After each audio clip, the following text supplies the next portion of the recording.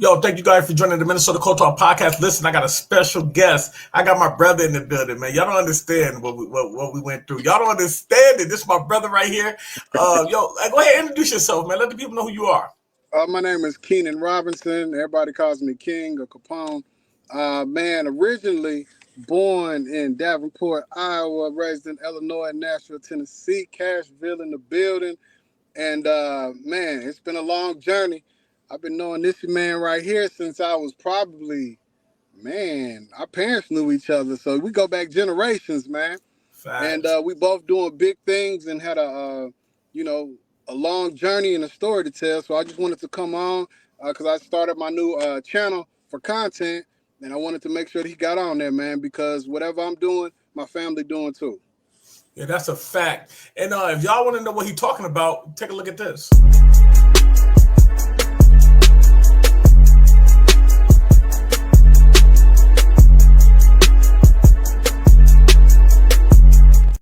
Now listen, let's talk about it because we come from the town. Y'all don't understand. Listen, Right. to be creative like this, to come up with your own ideas like this, to learn how to create stories, man.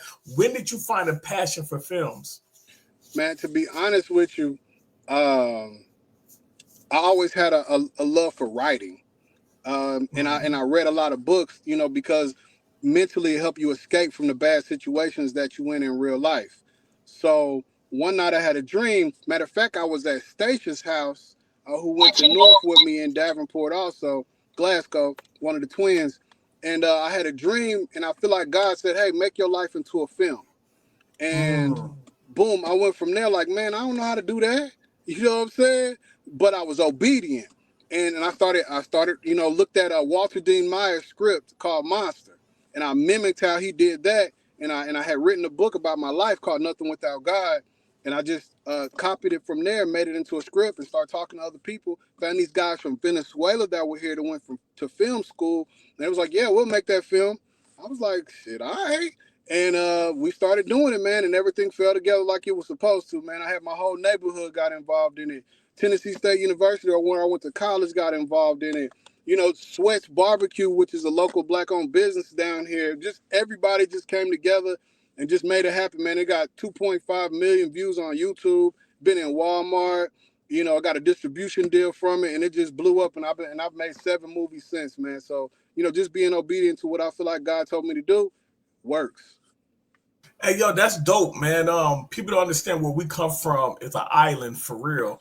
And if Yeah, you guys not familiar with the Quad Cities, it's an island between Iowa and Illinois. The only thing that separates the two is a bridge, it's a and it was bridge. straight Indian territory. It was a great war there in the 1800s. It was a big old war that went on there, and a lot of people don't know the history of Iowa and Rock Island and Moline and Bendorf and things like that. But Right. coming from where we coming from, like you know, we used to watch TV together, man. We used to dream together to the point where like we didn't want to be where we was at. You know what I Right. mean?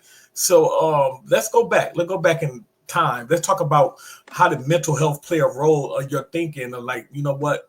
To escape this, I should start writing, creating my own stories. Like how much as a child did mental health play a role to get you where you at right now? Man, it played a tremendous role. For a long time, I was mad. I was mad at God because I was like, Yeah. man, look at my life. You know, my mom on drugs, went to prison, no dad ever, still ain't there.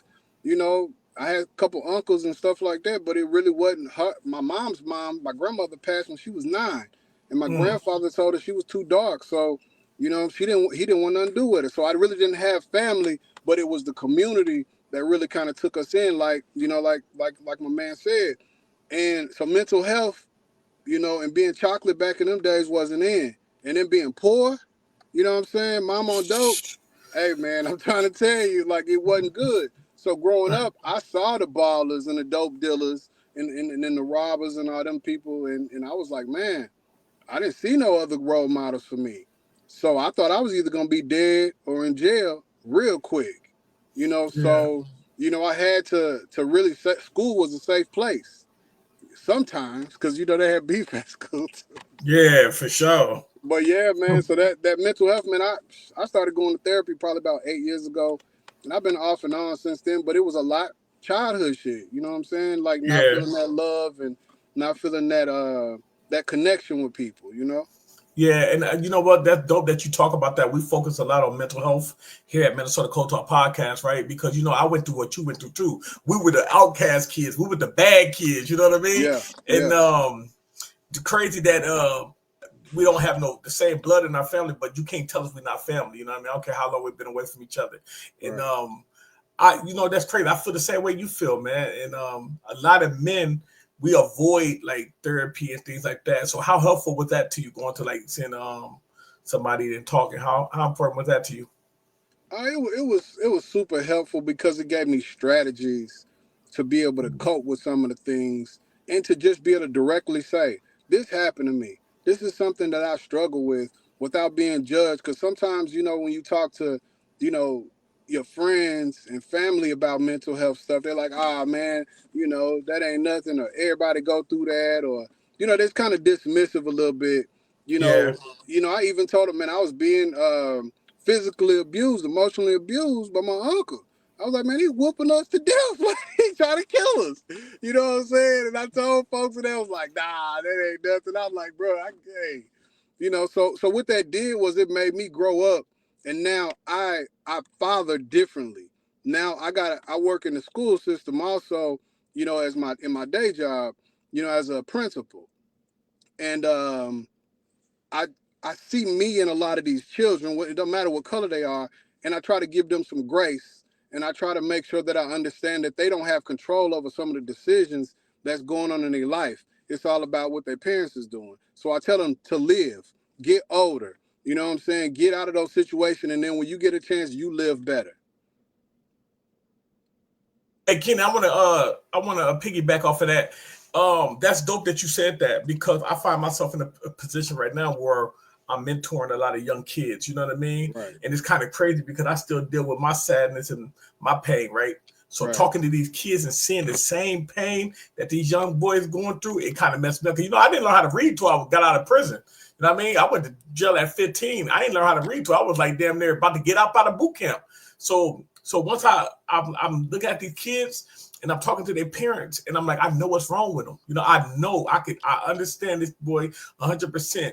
He can't read, he can't write, and it's embarrassing. You know what I mean? Yeah, yeah. So you know what I mean. To be able to communicate with them, it take men like us that been through it. You know what I mean? But I want to Yeah. introduce you to somebody, Keenan. This is my man right here, A Rob. He in the building. He cold talk stamp.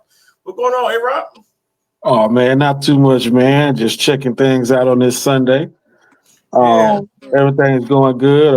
So what was the topic? What are we talking about? Oh well, no, this is my brother right here. He just telling his life and what he been through and his struggles. You know, getting to where he at right now. And if you ain't Mhm. familiar with what he do, this is what he do right here.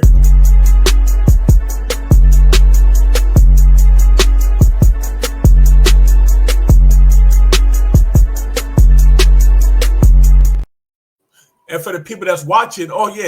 Listen, this man is serious right now. If y'all don't know what I'm talking about, take a look at this right here. Looking for the next big thing in entertainment? Breakout TV is your go-to platform for fresh, original content featuring rising stars, gripping stories, on-point podcasts, hype music videos, and cutting-edge shows you won't find anywhere else in the industry. Get in early and be part of the movement redefining streaming. Subscribe today and discover what's next in entertainment. Breakout TV. Now, this is important for a lot of reasons, right?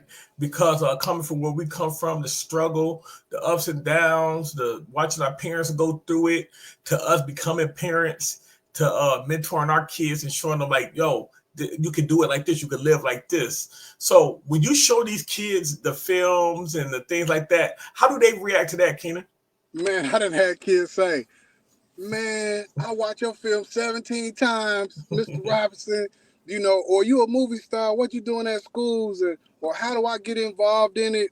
And I try to play on it to let them know, hey, you can do, like, I come from the same situation you, maybe even worse, and you can still do something with your life. Because a lot of kids Facts. don't got a lot of hope, you know, because you're either a ball player of some sort, you a hustler, you know, something like that, but they're not talking like use your creativity. You know, you know, do something with the trades, or learn how to be a brick mason or auto mechanic, or do something, go to film school, something that don't, you know, really take all the time. but it takes dedication. It takes you finishing something to be able to go to the studio and produce some music. Cause I do music also. So, I just tell people like, just go ahead and just do it, man. And don't be scared to fail. Fail forward though, every time, that you try to do something, because, if you don't, then you're going to be looking up and you're going to be 40, 50 years old, still in the same spot. Yo, Um, hey, so Keenan. chime in on that, man. That's one thing that I feel like I've learned. Like, it's funny that you say that, because I feel like I've learned that later in my life, and I try to encourage that to younger people that I know. Creativity is one of the most underrated things growing up, because creativity is a way of a form of expression. Is also a form of freedom. Yep. When you really enjoy what you do and you're really good at being creative and you are passionate about what you do, it gives you this hunger to where once you do that, it gives you a mental mentality that you feel like you can do anything. And Absolutely. I feel like a lot Exactly. of times when we're younger, like we all come from, I think all three of us come from the same type of environment. That's something that's not really taught. And then creativity is looked at as something being weird or being different. And a lot of times your peers don't believe. And the thing is, what you learn when you get older, a lot of people don't believe because it's not their vision. But Right. just because it's not their vision doesn't mean it's not yours. Because those same bricks that they throw at you when you come up with an idea, you can use that to build a foundation, and they'll come follow. Those same people that didn't believe that you can do it, they'll be your biggest fans. Yep. Facts. Yep. And that's something that I really feel like I try to give back to people from my environment, is because that's a hard thing to step out and be different. That is one of the hardest things, because a lot of times that the criticism that you get from being different or trying stuff different, because there are some people that I know from my neighborhood, they never been outside of Houston, Texas a day in their life. Right. You know what I'm saying? Because of not wanting to take that chance, or being able to just explore. You can't keep yourself in the box, because if you keep yourself in the box, you're not gonna grow. You're not gonna be who you really are. And a lot of times I feel like growing up, you be what other people want you to be. And the thing is, we have to try to get them out of that culture. You know what I'm Right. saying? Of just being where everybody wants them to be. And I'm Because pretty sure with you being a principal, you see that firsthand. They got these clique of friends, but this one kid might have potential in drawing, but he doesn't want to draw because his friends say that's weird. right, and we need a generation of thinkers and doers, not Mm. people that just pontificate, not people that just everybody wants to be a rapper, and that's cool because I rap too. But you got to add on to that, do more, be a writer also. Be a person that produces. Be a creator of something, because we got so many consumers, especially in our community, where the dollar only circulates for what, 8 minutes. In these other communities, they circulate for days, and we need Yeah. some of that money to stay here. So we got to start creating things, like this podcast, like a breakout TV channel where I'm collecting content and putting it out there, because I want us to be seen. I want our culture to be on the forefront, because we control everything out here. We just don't use our power the right way. Yeah, that's a fact, man. Hey, listen, check this out. Let's talk Absolutely. about because we talked about the childhood, the trauma, some of the things we went through. You know what's so crazy? The trauma gets so bad. I remember when we first started talking, I asked you, I said, "Hey man, where's so and so at?" Because I couldn't Yeah, wait to become a man before I could go see him again. You know what I mean? yeah, But yeah. so getting to where you at right now, I know you had to forget about all that and create new. When did the writing process start? To be like, you know what, I'm about to start telling stories. I'm about to start, creating my own movies and things like that. When did that first hit you? Man, I had actually started because I got kicked out of all the public schools in high school for possession of a weapon, gang related activity, because people was bothering me because I was new down here. And while I was in alternative school, I started writing about my life because I didn't have any other way, any other therapy. So I just Yeah, started writing it down. And I remembered that, several years later, probably 10, 15 years later. And I was like, man, I remember I started writing that. And I always had written like poetry, especially like to girls, the girl I liked or something, I'm writing some, things like that. But it really caught up when I had that dream, and it said to go ahead and make your life into a film, and it'll help people. And just that creative right now, man, I write so much that it just really gives me an outlet to be able to be free. because you know a lot of times you can't really say what you want to say. You can't do what you want to do. We're in boxes a lot of times, you know, in life. But when you're writing something down, writing a book, you can, you know, create it in somebody else's name, or you can just publish it as poetry or as a rap song or whatever you want to do, or put it in a story. And somebody can't judge you or use that against you because you just created some art and you just push it Facts. on out there. Hey, So it's you like know, a judgment-free zone for me. facts. Hey, you know what's so crazy? That's how I know that we so close together. You know, we grew up like brothers, man. You know what I mean? Right. We was close too, me and you. The way I learned how to get rid of some of my issues, right? After my son passed, was learning how to write and just learning how to tell my story, because I was like, damn, I really don't want to go tell nobody how I feel. I really don't want to go to no like therapist or nothing like that. So what I did was I learned how to take my emotions and turn them into characters, right? Yeah. And so when I did that, I started creating like, you know, okay, this character right here, he gonna run into this type of emotion and they're gonna clash, or if they're not, you know what I mean? And I learned how to, man, I snapped, bro, when I started doing that. Let's get to this right here. I want to ask you about this, right? Mm-hmm. What is, and for the people who joined it, thank y'all for joining Minnesota Cold Talk Podcast. Right now, we got a special guest, man. This is my brother Keenan. This Breakout TV is his what is this, it's like his own Netflix / entertainment page. You guys, please go support this. It's black owned. He created this, man. If y'all knew where this man came from, I think I'm gonna have to come up, bring him up back again, because I don't think y'all really understand what we went through and where he at now. It's amazing. You know what I mean? So tell the people. I'm gonna play this one right here for the people who just joined. I want you guys to take a look at his creativity and what he did. Looking for the next big thing in entertainment? Breakout TV is your go-to platform for fresh, original content featuring rising stars, gripping stories, on-point podcasts, hype music videos, and cutting-edge shows you won't find anywhere else in the industry. Get in early and be part of the movement redefining streaming. Subscribe today and discover what's next in entertainment. Breakout TV. Now let's talk about the creation of Breakout TV. Matter of fact, let's go back a little bit, right? Your first film. Let's go to your first film. Let's talk about the process of your first film, the ups and downs. Because I know when I first did my first film, I was scared as hell, and I didn't know how it was going to look. So let's talk about your first film. How did that process all come about? So fast forward, I got the script. I got people that said they're gonna help me film it.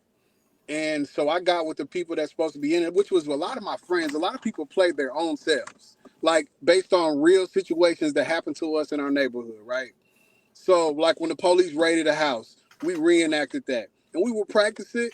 And, you know, we had a couple guys come police uniforms, and, you know, had a, guy put a blue light for the cop car and, you know, all of that kind of stuff, and just try to make it look like what really happened. And so through telling the story of basically kind of what really happened, they was like, oh yeah, I remember that. So they was able to, it was less difficult when you got people playing themselves in the role. So this is my first film. And everybody was excited because it was in our neighborhood. Shout out 24th Avenue North, out there by TSU. Basically, you know, we just reenacted a lot of the things that happened to us and put our own spin on it. I narrated a little bit. I had my guys from Venezuela come out and do the filming. They did the sound and the lighting, and they did a great job. The Terriaga brothers. And we didn't get any permits. We just was guerrilla filming. So we were just out there just doing what we wanted to do. And if somebody told us to stop, we'd wait till they was gone and do it again. Sometimes, you know, you just got to do what you need to do, especially if you don't got the funds to pay for permits or for, you know, $1 million worth of insurance and stuff like that. And that came later on when we had to do some of those things. But just as far as at first, we just had to start off where we were starting off. Hold on, where are you located now? We're in Nashville, Tennessee. Okay, I got you. Yep, we're in Cashville. Okay. And man, it was fun. Like, I mean, it was just fun. It was something that I enjoyed it so much that, you know, I wanted to do more. But in the process of making that first film, once I got it done, you know, I used my own music for the soundtrack. So I didn't have to get anybody else's music or nothing like that. Because, you know, I did music and all my friends did music, you know. And then I went ahead and talked to a distributor, got a distribution deal. And I look up, man, I went to Walmart with my daughter, and it's on the shelf at Walmart. I look up, now on YouTube, it's got couple million views on there. And I got all these comments and people saying how it helped change their life. So I knew I was in the right place when I started getting comments like, this helped change my life. This meant something to me. This is where we come from. And that boost, helped us out a lot. Now, there were also naysayers, that was like, this ain't got nothing to do with God because, you got a baby out of wedlock. You got people getting shot. You got this going on, this going on. But I challenge those people to look in the Bible and see any stories of some great men where there wasn't some shooting. Well, not, I ain't gonna say shooting, but there was some killing. There was some things that happened that were not above ground. Above table. There were some things that happened that were not, were not awesome. But at the same time, God still prevailed at the end. And I just want to make sure that everybody knows that, nothing without God, is a story of a young man's life that believes in God and that, he has helped get me from one level to the next level. Um, Hey, I want to introduce Hope doing the most. Shout out to Emily. She in the building. Emily, you can come on up. Shout out, hey, Miss Floyd in the building. She said, "Yo, thank you guys for joining, man. This episode right here is really very, very, very important to me, and for all the people that want to be creative and learn how to write and film. My brother is explaining how he did this out of nothing. He didn't use no permits when he crazy. He didn't lose no permits or no nothing. So the people who don't understand, like, to film on like your neighborhood, you got to have permits. You got to have post up saying that, hey, we're filming in this area. If you don't want to be recorded, please step around. Yeah. I was trying to record. We was doing a film, and we were going to use the city bus, and we needed permits to ride to use the city bus for like 20 to 30 minutes, or I think it was maybe an hour for the bus. And COVID hit, we wasn't able to get permits, so that's the only thing that stopped me from filming. But I want to take people to your YouTube page too, and show people your YouTube. I'm looking at it now. Okay, a shout out to Hope doing the most. Hope, you in the building. Hope wanted to ask you a question, Ken. What's up, world? It's your girl, Hope doing the most. And I am sorry for my absence. I know y'all been missing me. But I have a couple questions. My first question was, when you sat down and you thought to yourself, this is my story, what did you think to yourself that people needed to hear your story? So the first thing that I did was I wrote a book, and it had all the details of all the stuff that happened. And I couldn't even read past the fifth page because it was so triggering to me, right? So I had to go back and find what made sense, what's gonna move the needle, and then I had to put a little, razzle dazzle with it to make it, film ready. And there were some idiosyncrasies in there like that I had to take away because it was just too much for film. And it just came to me, and it wasn't difficult. I'm trying to think of the best way to answer that. Once you get it all on paper, one thing you can do is film cheap. So you can't say I was in a Learjet flying to China, right? Because that's expensive. But you can say, I rolled down the street in my Toyota Camry and we went to the hotel, or we went, make sure that you put things in there that are realistic and that you can really make come to life. Some of the things that I will say is lighting and sound are super important. So make sure you got good lights and you got some good sound. That's what's going to get you in there. I guess my next question is, what makes me draw to your film? Like what stands out from me going to say, yep, I'll pay this to go out to watch this, or not? What brings me to your film? Well, it's kind of like when you watch a Spike Lee joint, right? Or I don't know if y'all know who Spike Lee is, or even kind of Tyler Perry. But I use people that are real.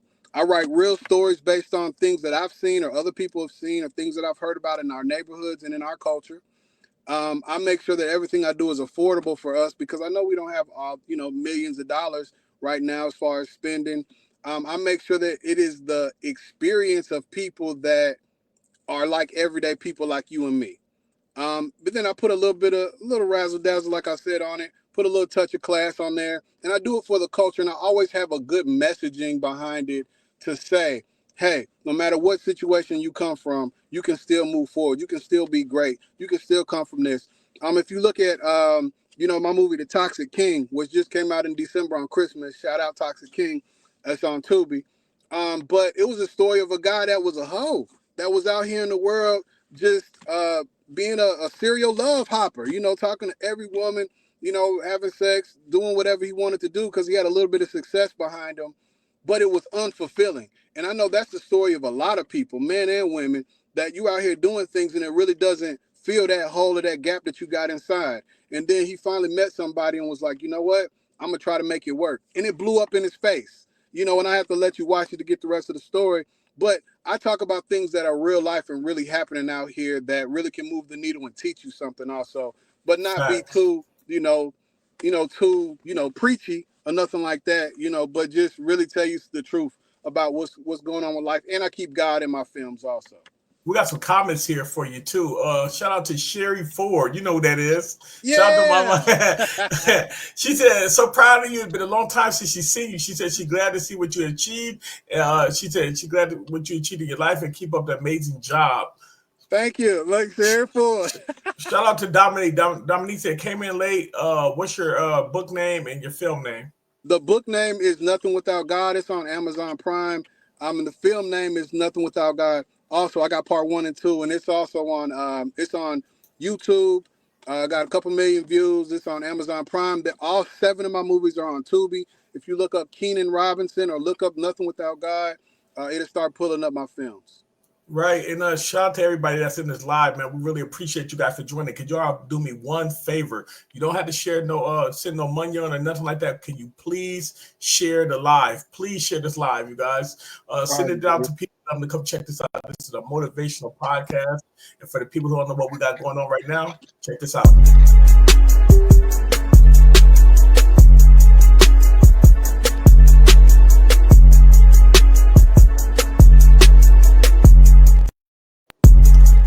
But what he doing right now, he created that, y'all. So that bring the kids to the TV. Let the kids know, like, hey, listen, if you're going through something right now and you don't like the way your life is, stick through it because what you're going through right now, them battles are going to be stories, motivational stories that a lot of people going to be able to at least see. And be like, oh, okay, well, I know how to do this. So basically, what he did is he just writing a blueprint. He just wrote a blueprint how to just get over your trauma and how to create and things like that, man. Hope, do you want to say anything else? Or you got another question, Mom? I do have one more question, and I know you said lighting and sound. What would you tell an up and coming producer, writer? What other than those 2 things that you already spoke upon? What would you tell them? And it's a 2 question, but you can break it down. What would you tell them? And did you gain a lot of friends, or you had to get rid of a lot of friends when you did the Nothing Without God? So some of the most important things is make sure you got a strong crew around you that y'all have the same vision and going in the same direction. You don't want to be on the set arguing with people about trying to add stuff in after y'all already got a set list, Also, make sure that you are organized and that you say, okay, on this day, we're filming this at this spot. I block shoot. So if we're filming in this truck, we're filming all the scenes in this truck. We're going to change clothes, get back in here, and keep doing it like that until we're finished. And then all those places we can put in the film as done. I'll say make sure that you have people that's going to show up, because if your star or one of the people that's supposed to be in the scene is not there, it's going to throw off the whole thing, and you got to figure out ways to adjust and work around people. So make sure you got people that really believe in what you're trying to do. What was the second part of your question? Was did I gain or lose friends? So for me, all I have is really family. When I moved down to Nashville, I had like 12 foster brothers and sisters. So, like, none of the people that would be like traditionally my friends are my friends. They're all my brothers and sisters, and cuz they're all family because I had to create my own family. There are people that, want to be around because they see what you have going on, and that's always, something to look out for. I have lost a few people that I consider close that I ate over their mom's house before because of jealousy and envy. People try to sabotage what you're doing. I had one partner that said he was in the movie for 10 seconds, and then he called a distribution company telling me, I need my check because I was in the movie for 10 seconds because I see it in Walmart. And I'm like, bruh, you was in the movie for 10 seconds, homie, and we ain't even made no money yet. So how is you calling distribution trying to get my movie messed up? So just things like that. And sometimes people get the big head and they see themselves out there, and you have to just keep going with your goal, because one thing I've learned from Andy Warhol, it's a white guy, he had a quote that says, while people are judging your creations, you keep creating more. Let them keep talking about it whether they like it or not, and you just keep creating more and keep going. Because if you let somebody else say to you, I don't like that, or I don't see what you're trying to do in that, then you'll be stymied, you'll be stifled, and you won't continue to move forward. The goal is to keep moving forward, but if you fail forward and get them, gain the information from what you learn and all the criticism and the praise. Don't let none of it get to you too much, and just keep moving forward until you get to better and better and better, and keep doing it. Come on, like I said, I'm on movie number 7 now. You want to catch this comment right here, Rob? What's the blueprints, templates, questions, or how do you find your blueprint template to help overcome these challenges people have in their lives to be able to write them to then possibly make them movies? So those are two different questions. As far as the blueprint, man, I think victories help kind of smooth out some of those times in your life that is rough. So if you keep winning, it's hard to keep being sad about what happened 5-10 years ago when you keep winning. When you got people around you that's big upping you and pushing you forward, and you helping people, and you doing what what you've been called to do. You're in your path. Then it's easier to get past some of those childhood traumas and those adulthood traumas and relationship traumas, because you have to be able to continue to move forward in order to gain the respect, because it's really about respect, and people like, okay, yeah, I'm gonna follow him because I know that he's gonna continue to do it. He's gonna do it in a big way, and I know he's for me, and I know he's telling us something that can help us. So, and then the second part is just write it down. Even if you don't write it down, talk into a microphone and record it so that you kind of know what it is that you want to say, and then start typing. Get on the computer, and start from the beginning and just go. And you can turn your story once you write it into a film. You just block off the locations that you want to put it. Put you do your own soundtrack with daytime, nighttime, different things like that. It's not difficult. Yeah. You just have to commit to learning some of your craft if you want to do it. But what I will say is, don't spend too much time making it perfect. Give it a couple of once overs and make sure it's good. Let somebody else look at it, but then put it out. Don't spend too, because I know too many people that have just sat on good projects for years and years and years because it wasn't perfect. Yeah, that's what I say. But you know what? I think that's with just being a creator, period.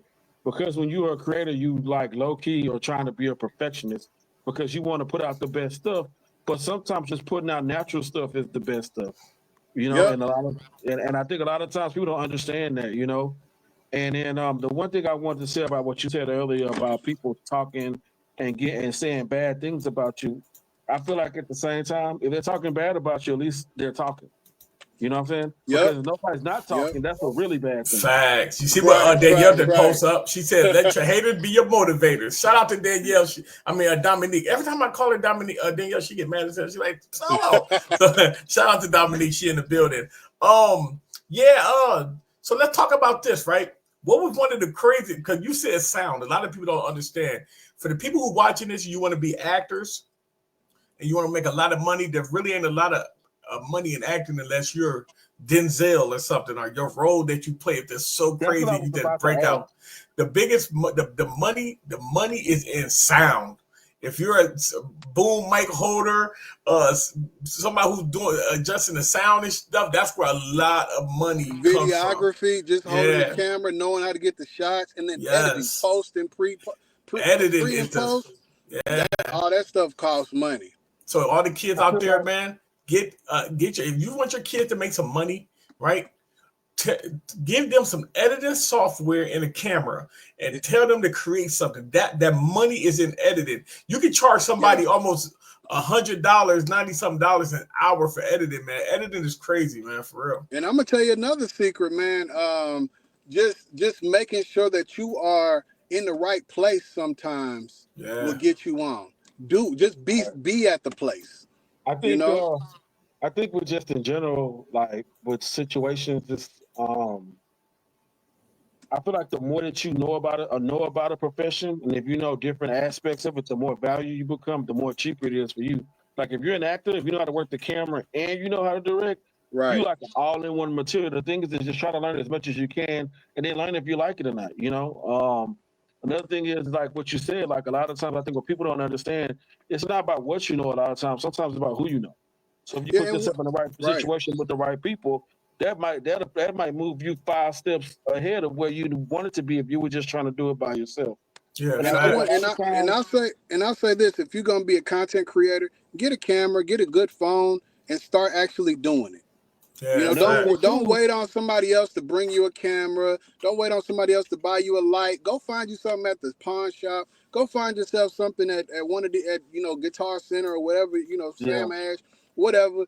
Go get what you need and start doing it. You know what else I've learned? I've learned this actually this week 2 weeks ago, because I've actually sat down and talked to somebody that was successfully content creating.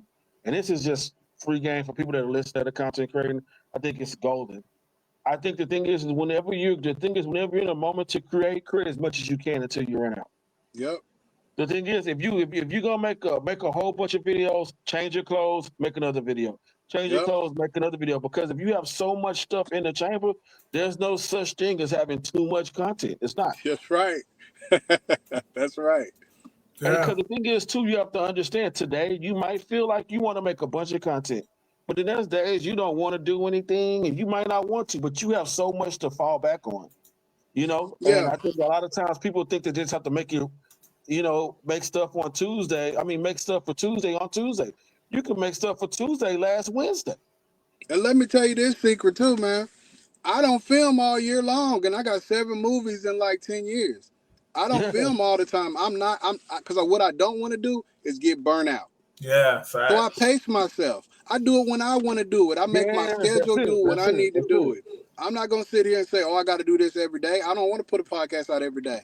You know what I think that's a lot of work. Yeah. And unless you're getting paid top dollar, I feel like I want it to be fun, memorable. I want to be able to put on there, what I want to do. Even with my movies, I set my movies off because I'm in education, so I do block scheduling during the summer. I might take May, June, July, and August to film, and then do some stuff, maybe before and after that little stuff, and then I edit for another 3 months, 2 months, right? So, and then I shop distribution after that. So it doesn't take 1,000 years to do if you just set it up and do it the right way.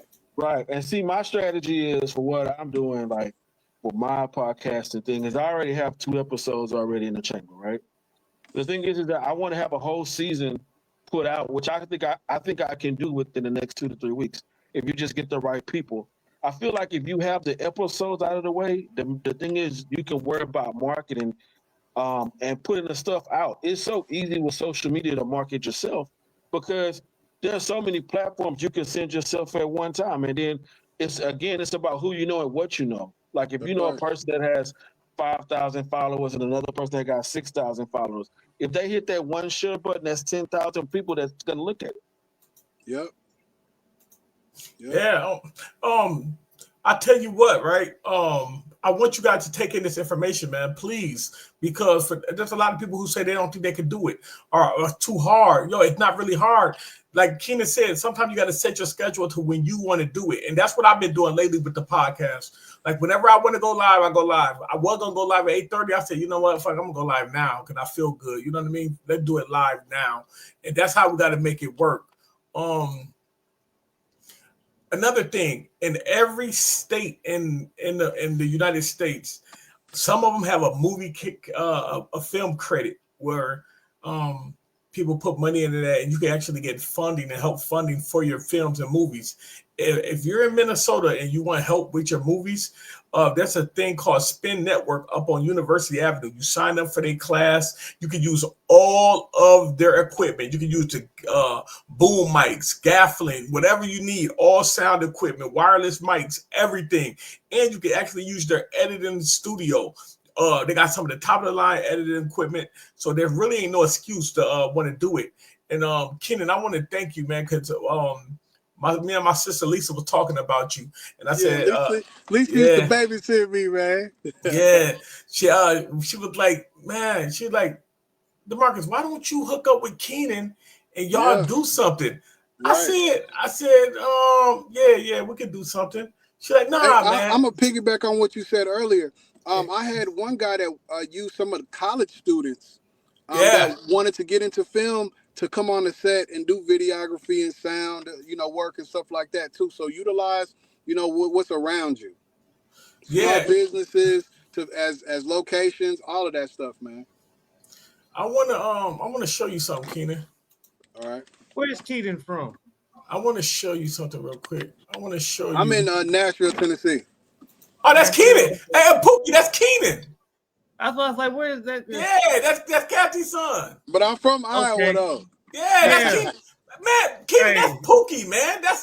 Keenan don't remember last time I seen him, he was chasing a rabbit through a field. Oh, man, you remember that? Hey, man, I tell people that story, they don't believe me, man. I used to be fastest kid in school, man. I caught that rabbit. I saw the damn rabbit. Hey, you don't remember? He don't remember you, Pook. Yeah, that's why I said, where Keenan from? He look familiar. Hey, Keenan, you know, Pook ended up going to the Army. Okay. So Pook was gone for years, man. Yeah. Matter of fact, the Army saved Pook's life, man. Hey, man, it takes something to save us out here, man. Whether it be college, it be the Army, sports, something. Cause Pookie got legendary hands, man. You know what I mean? They had to get him up out of there in the 90s. He went to and this is what I want to talk about, you guys. I did the Marines first. When he went to the Marines, it was a time in the world where they stopped fighting and they started shooting. You know what I mean? And, God replaced us sometime. And I know a lot of people don't believe in God, but I believe in a higher power, you know what I mean? And sometimes they place you somewhere else, you know what I mean? Like I had to go to boot camp because my mother raised me. I wasn't scared of no man except for my older cousins, and you know what I mean? But other than that, I was scared of women. Like when my mom say something, boy, I sit down quick, you know what I mean? I ain't care about it was whooping our ass. Yeah, I ain't care about what no man say. So the Most High put me in boot camp at 15, you know what I mean? And I was like, damn, I gotta listen to these dudes, man, talk to me, and they cut my hair off. You know what I mean? Yeah. And that was I never went back to prison. Oh no, I did. I got out and went back, but I never went back after that. I was a kid. So sometimes the Most High put you in a place to get you out the way, man, and then bring you back. And you know what I mean? Yeah. And look what we all doing right now. Poop doing good, bruh. Keenan doing. Because I don't know if y'all remember. Keenan doing super good. My man Brian Mitchell. I just talked to him. Reconnected with him, man. He got life, and he's the one that told me, man, go down to Nashville, Tennessee with your uncle, man, because ain't nothing up here for you in these streets. Because that gang banging and stuff had started popping real bad, and my mom was on drugs. So, it takes somebody telling you something, giving you the game. And, I remember my school teachers that I was living with, because I was homeless at the time, was like, hey, you can go to college for free if you score high enough on this ACT test. All right, cool. Let me check that out. But somebody had to give you the game. Yeah. In order for you to go do something. So I think I want to give back. I want to give back the game. I want to tell all these folks out here it's a better way. It's somewhere for you to go. It's something for you to do to get that monkey off your back and that stuff off your chest from your life and you can grow and you can be better and you can have a better life and have a better family because of you. One person can make a difference. We got a comment from Dominique. She said, "Did you self-teach?" She said, "Are you self-taught? Did you teach yourself?" No. Well, so when I first started off, I had some other people that were doing the filming, the editing, the videography, the sound. And what I did was I watched them and I had them show me and do a crash course on what to do. And then I started practicing on my own. I bought my own editing software and started just playing with it. Found what I liked, you know, grabbed some cameras, some sound, and was like, okay, this is how you do this. This is how it sounds good. And I listened and I was able to be taught. Now, some people need to go to school for that, right? Yeah, but I never wanted to be a videography or an editor or a sound person. I just wanted to get in there, act, and tell my story. And it took me having to learn those things in order to tell my story. So they were just kind of like, I had to do it in order to get what I needed out without having to pay so much money. So kind of self-taught, but at the same time, I learned from other people that were already doing it. So don't be the smartest person in the room. Get yourself around some people that kind of know how to do what it is that you're trying to do in the direction you're trying to go. Be the best listener, you know what I mean? Shout out to Robin Williams. Kenan, do you remember who Robin Williams is? Not off the top of my head. I'm trying to think. Hold on, wait. Oh, I think my mom used to go over her house or something. Yeah, we used to go over there. Tori Tremaine and Terrence. Yeah, this is Robin Williams. Oh man, wow, that was a long time. Didn't they have like a van or something? I remember that. Remember we used to go over there, go get free lunch. Hey man, for y'all kids, hey listen, for y'all that don't remember, we grew up off of free lunch. Oh yeah, we used to go to about February Park and get food. Americana Park Apartments, man. I remember. Hey, yo, listen, y'all don't understand where we come from. We're children of the corn for real. I really didn't understand how country we was until we moved to Minnesota and realized that these kids didn't do what we used to do. I'm like, y'all don't swim in the gutter? Who don't swim in the gutter? Yeah, the creek. Y'all don't play in the creek, man. What's wrong with y'all? They used to pop the fire hydrants for us, and we'd be swimming in the gutter. We'd be sitting there swimming in all that damn, but we didn't know it was nasty. Shit, we just having fun. Drinking out the water hose. Yeah, these kids drinking out the water hose. But you know what, man? There. I look back, and if it wasn't drugs and violence involved, I think the childhood would have been cool because we was outside. We had people. Outside. I could go over y'all house. Y'all come over our house. We go over our friend's house, and it was cool. Yeah. I didn't worry about getting kidnapped. I'm riding my bike all the way around the city.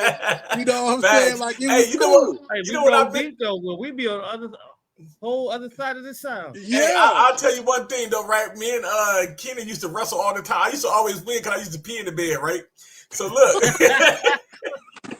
I used to be smelling like pee. I put him in the headlock. He'd be trying to get out. Boy, he couldn't stand. I used to think I was strong. I didn't know him because the pee scent was strong. Oh my goodness. That was my brother, man. Yo, listen, listen, I'm 42 years old right now, man. And listen, this man was a part of my life, man, for the first 8 years of my life, 9 years. Good seeing you, though, bro. I see you since. Man. We're gonna catch up. Hey, we're gonna catch up, Keenan. They don't understand our story, so we're gonna have to do part 2 of this, man. Absolutely, man. Hey, I want to show you something, though, Keenan. This is something that I did, man. I want you to check this out real quick, and this is for everybody too. Check this out. That boy got some big shoes. Hold on. Let me redo it and turn it up a little bit. You can do it your way. Now to know me, that's to know my past. This thing can go one or two ways. You can do it my way, or you can do it your way. From my experience in the past, individuals that do it their way, they end up right back where they came from. I don't want that for me. Knew the value of a dollar when had some money saved or was self-aware, seen the line for it crossed over. My parents got 2 sons, almost lost their older. The cold shoulders growing warm again. In most respects, grateful that I'm finally feeling like I know myself again. Like old friends reunited after time apart. Or couples getting back together, many broken hearts. I wouldn't change a thing, but do the same different. It's been a beautiful disaster, still living. 48 Film Festival changed my life.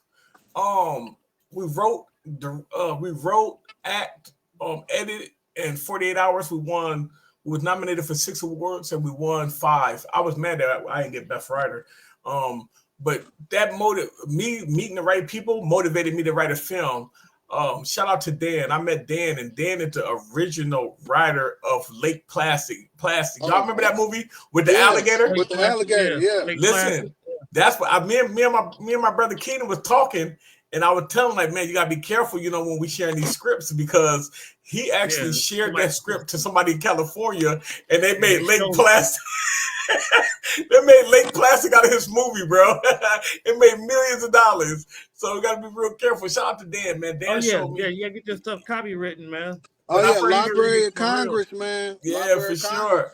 When I first met Dan, he was telling me he was a movie. He wrote movies, and I was so excited. And I lied to him because he was like, "Have you ever wrote before?" I'm like, "Yeah, I wrote before." He's like, "Why don't you bring me something tomorrow and show me what you wrote?" I went crazy. I ran home. I wrote probably like 100-something pages that night, and I didn't know that each page was a minute, right? Yeah. So if somebody give you a script and you read one page, it's a minute. So I wrote, I had 100-something pages, and so when I sent it the next day, I'm like, I got it.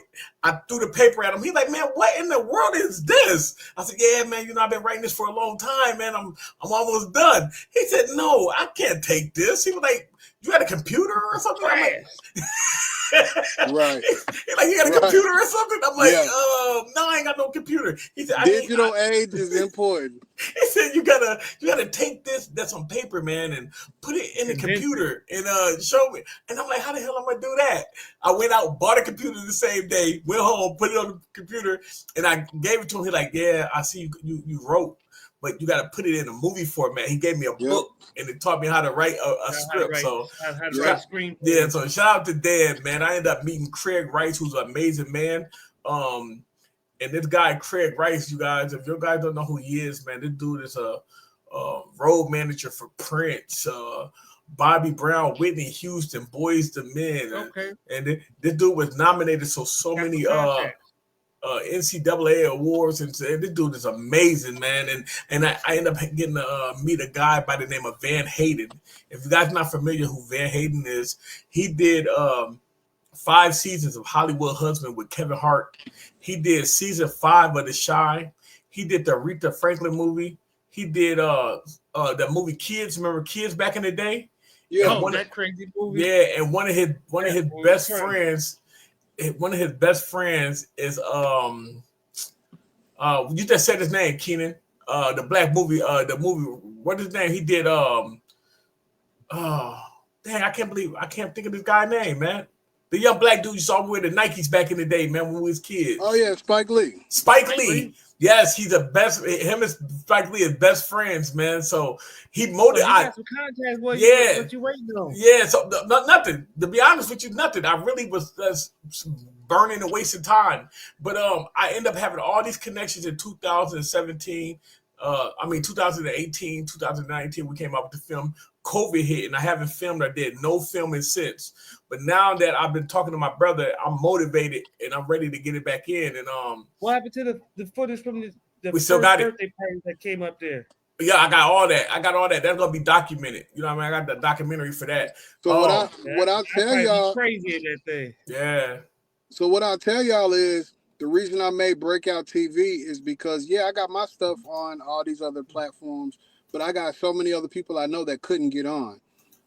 So I was like, you know what? Let me create a space where our creators can put their stuff and get seen. And it's a subscription fee. It's $7.99 a month. You know, some people say that's too much. That's whatever. Okay.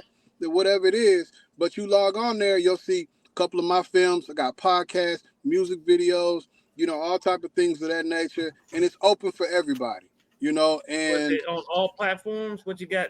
I'm just not chiming in, just tapping in. I missed earlier parts of the show.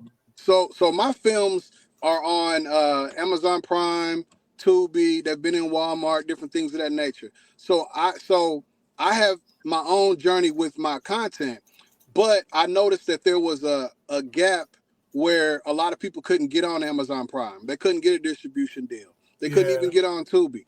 So I created Breakout TV, so I'm in control of that, and people can submit their content to Breakout TV network at gmail.com, or go to breakouttv.vhx.tv, and or just reach out, Breakout TV, like I said, network@gmail.com, and I can get your stuff put on there. And right now it's just a phone app, and you can put it on the computer. You can cast it to your TV. It's not on Roku or anything like that at that point, but we're growing. And I would rather you come now because we're starting off, and imagine if you got on Netflix before it was really big in Netflix. Right now you're on Breakout TV, and it's for content creators, it's for musicians, it's for people trying to start off and get somewhere outside of YouTube, because it takes 400,000 hours and all these other, things, metrics that you have to meet in order to get paid and to get on there. So, I really would like for you guys that are content creators to come on there, submit your stuff, and get seen somewhere outside of, just holding it to yourself, or your friends, come on, let's go, let's work, create stuff, put it on there, and let's go. Dominique said, "Thank you for sharing your story and knowledge." She said she appreciates your words. Absolutely. I want to further motivate our people. I want to show you guys some of these people, man, some of these great people who I got a chance to meet. And this is Van Hayden right here. Hopefully Keenan, we'll be able to work together, and I'll be able to introduce you to when we all get together. These are some of the movies he did. This is what motivated me right here. Kids, Respect, Hustle and Flow. I forgot he did Hustle and Flow. And the Whitney Houston film. He did way more. Look at all these films he did. You know what I mean? So we definitely have something to be proud of. I didn't even know he did high school. You know what I mean? So we got a lot of motivation. We got a lot of these great people, dear white people, Black Jesus. He did 10 episodes on Black Jesus. Yes, sir, man. That shit is hilarious, man. And I'm gonna tell you something, Keenan. Hey, thank you for motivating me again, bro. Because after 2009, after COVID hit, bro, I was like, man, I ain't gonna film no more, bro. I ain't gonna be able to do it no more. I lost steam. You know what I mean? Yeah. But remembering that I got these people phone numbers, I'm gonna show you guys somebody else. This is another guy, man, that did it for me, who helped me out. I want everybody to check out Craig Rice. He is a very important person, not only for the Black community, but for all filmmakers.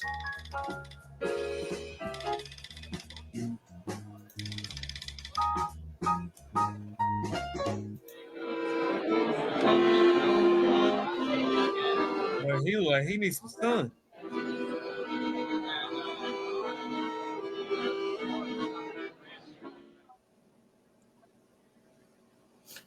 Craig Rice owns 14 movie theaters in Minnesota.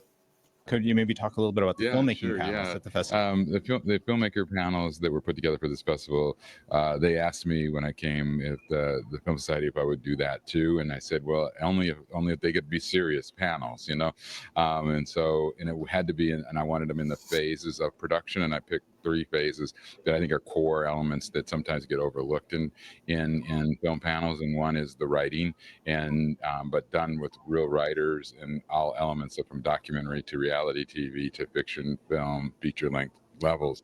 We talked about that, and I think that was a really good discussion. We're actually going to do cinematic acting, so acting for the camera, and discussing what that truth is and reality of acting for cameras, because we've all seen bad acting in films, and so we've got actors, Eric Stohan. Now, I want to ask you, Keenan, how important is it to have your actors read the script? And do you make your actors stay on script, or could they go off and absolutely not? So what I give them is my thoughts, and I might say, yeah, man, walk down the street, but they might say, man, boy, go on and walk down the street. So it's still in the same vein, but they're making it their own. And I tell my actors, make it your own. As long as it's going in the same direction, unless it's something like very specific that needs to be said. Yeah. Then they have to stay on script. But for the most part, if it's just dialogue that is, I let them make it their own, so it's more natural. Because I may speak a certain way because I'm a writer. I may be very eloquent with my words. But if I'm shooting a hood movie or I'm shooting a college movie, I need them to make it their own so that it sounds natural and it's real for them. Because what you want to come across to your audience is real. Right. So what are some of your, like, what is your goals? Or do you have any goals set for the next 5 years? Yeah, so for the next 5 years, I want to grow Breakout TV into a Netflix type of platform. So that's going to take some work. I also would like to continue making films. I want to make sure that I get at least 3 more in the next 5 years, because I have 3 to 4 more written already. Plus, I want to keep the creative juices flowing and continue to grow and make sure that each production is better than the next. I want to, outside of that, I want to become a head principal. Right now, I'm an assistant principal. That's one of the things. I want to go back to school and get my doctorate, because I got my master's in my EDS, but in my admin license, I want to go up one more step in that. And just be a good father, be a good man of God, keep growing, be alive, free, and be healthy. Word, man, that's dope. We got open panel. Do anybody want to ask any questions, or is there anything else you want to tell the people? Thanks for everybody for joining. If anybody in the comment section want to ask a question or anything, and I want to ask a question. Matter of fact, that since you're in the schools, how do you think? Do you implement this in your schools, or do they have an area for this for you guys to teach the kids? So I have taught kids how to record with the camera. I've taught them how to record music. I've also filmed at one of my schools, but actually 2 of my schools. I had one of my principals actually do a scene in the film just because they were trying to support me. Shout out Dr. Ricky Gibbs. And, different things of that nature. Just, trying to make sure everybody, because I'm kind of shy sometimes and I don't tell people what I do. And then once I do, they're like, man, you should have told me. I want to get in that too. And then I got all kinds of people that I work with that, that are in them. But I try to kind of shield myself a little bit, because that's a different life than being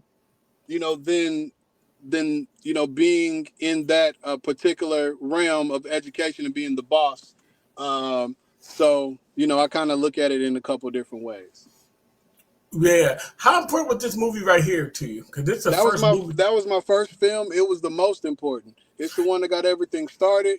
It's the one that allowed me to feel confident enough to tell a story and to get out there. And I still, like, my daughter's on the front cover. One of my ex and one of my best friends, Lil Man, is on there too. So, that one's on Tubi, isn't it? Yeah, that's on Tubi. It's on YouTube, and it's seen also that. Yeah, I'm gonna have to go watch it. Yeah, you should, man. You should. And, yeah, I watched it. I got a chance to watch it, man. Yep. Yeah, I'm gonna go. Now that I know it's your production, yeah, I'm gonna go watch it. Yeah, I got part 1, part 2. So just going through the movies, I got Nothing Without God 1, Nothing Without God 2. I got Closer to God, which is like a part 2. Yeah. It's a kind of a different story though. Then I have Closer to God, which is kind of me being a lawyer. It's all fiction, but just something that I had in my mind. And then I have Peacemakers Part 1 and 2, which is like a superhero film type of thing where we got power, spiritual gifts, stuff like that. Oh, that's dope. Yeah, Peacemakers.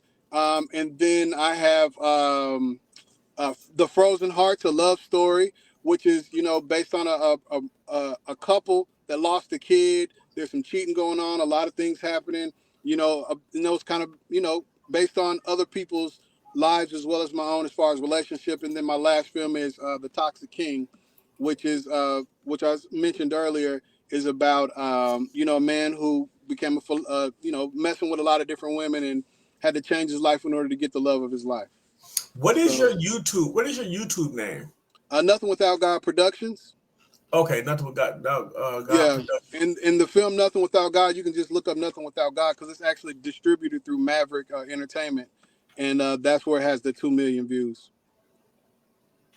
But I got a bunch of shorts on my Nothing Without God Productions, and you should probably see that picture or a picture of the logo on there, and you should go ahead and subscribe. Come on there, go ahead to Breakout TV, and come on, all of that stuff, because we're gonna keep growing, and we need people like like the fans here, the people here, and come on, jump on there. Hey, I'm telling you, I love this new platform. Oh yeah, and look at the podcast, Roasting the World, where we talk about all types of stuff. You know, what financial literacy. You know, is college still a good investment? Good hair. You know, just all types of stuff that are for the culture. You know, and you know, it's dope. Yeah, I'm definitely gonna check it out. I got it on the screen right now. Everybody, so if you're watching this, please go support. Go sit back, go watch it. Go see what he got going on. The podcast look dope too. Yeah, and I gotta run back into this birthday party, man. Okay, but thanks for joining. We get ready to close up. We can close out. We've been on for an hour. I told you it was gonna be like that. Didn't I tell you that? Absolutely. And look, I was talking to Kenny. He was like, "How long you think it's gonna be?" I was like, "Well, we can do 30 minutes or whatever." I said, "But I guarantee you, we're gonna do an hour." Yeah. Well, thank you, brother. God bless you. You know what I'm saying? Shout out Nothing Without God Productions, Breakout TV. Man, and you know, let's work, man. Come on, and any content creators out there, let's go. Yeah. All right, I'm on you now. Good seeing you again, Keenan, man. Good seeing you, brother. Looking for the next big thing in entertainment? Breakout TV is your go-to platform for fresh, original content featuring rising stars, gripping stories, on-point podcasts, hype music videos, and cutting-edge shows you won't find anywhere else in the industry. Get in early and be part of the movement redefining streaming. Subscribe today and discover what's next in entertainment. Breakout TV. But yeah.